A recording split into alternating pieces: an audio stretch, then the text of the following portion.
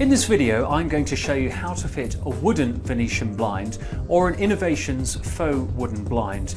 Now what you get the blind itself plus a valance piece, we'll come on to that later. You'll also find the screws and the plugs, a cleat for tidying up your cords, and two end brackets. Now these can be used for either face fixing, if that's the option you've selected, or, as I'm going to do, for top fixing inside the recess of a window. If your blind is a fairly long one, you'll also get a centre support bracket, and if it's been included with your blind, then you need to fit this as well. In addition, you will need to provide a drill with a suitable drill bit, a crosshead screwdriver, a metal tape measure, and a pencil. Now we're going to start with positioning these brackets. Now do you remember when we measured your window, we were aware of obstructions that might get in the way of your blind.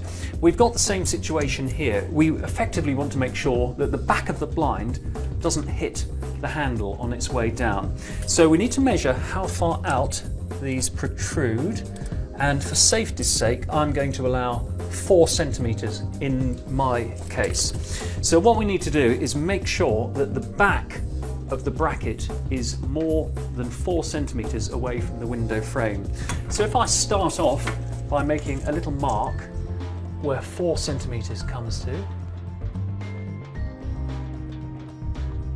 I then need to position the bracket, and the way you mount it is that there's a little springy door at the front. You want that door to be pointing towards you, away from the window frame. You will then mount that on there, and pushing your pencil up through the hole, mark where you're going to drill through. And now we need to do the same on the other side. Now if your blind comes with a centre support, you might think you need to put it right in the middle, but check first, because check on the head of your blind.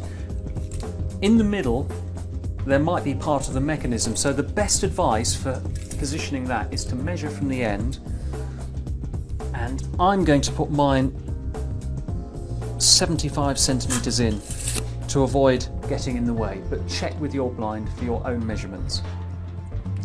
So now I'm going to come across 75 centimeters, which is here, put a little mark.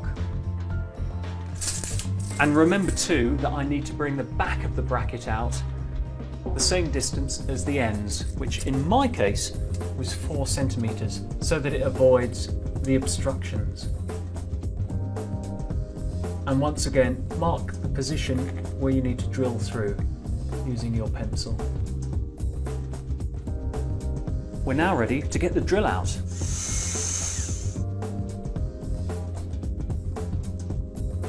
Now the brackets are designed so that you can put your screwdriver through a hole on the opposite side.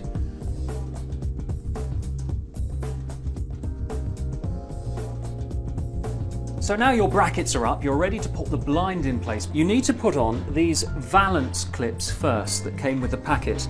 Now click them on over the top of the frame, fairly evenly spaced,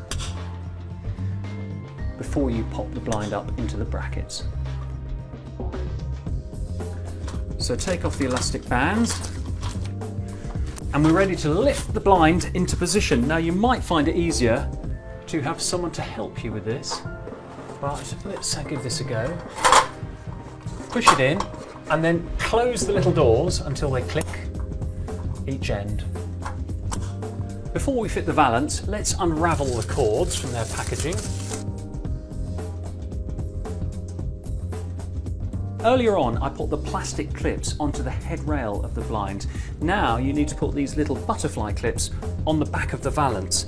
Space them out roughly the same as the clips you put on earlier. Twist them around so that they go to 90 degrees, and repeat it at the same intervals with the other clips.